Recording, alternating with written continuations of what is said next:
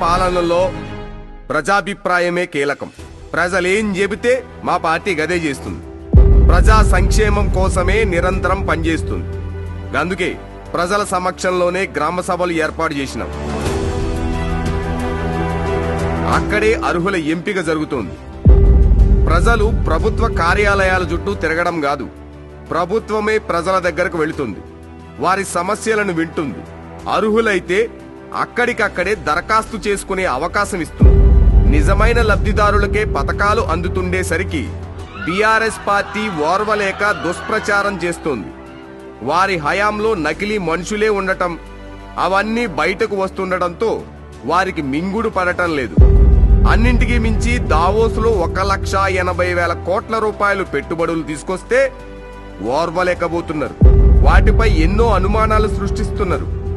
తెలంగాణ ఆర్థిక మూలాలను దెబ్బకొడుతున్నారు. కాంగ్రెస్ సర్కారుపై నమ్మకంతో ఎంతో మంది ఇన్వెస్టర్లు ముందుకొచ్చారు. $1 ట్రిలియన్ ఆర్థిక వ్యవస్థే మా ప్రభుత్వ లక్ష్యం. మంచి పని ఎవరు చేసినా మా ప్రభుత్వం కొనసాగిస్తుంది. వచ్చే 4 ఏళ్లలో ఒక సరికొత్త నవ తెలంగాణను చూస్తారు.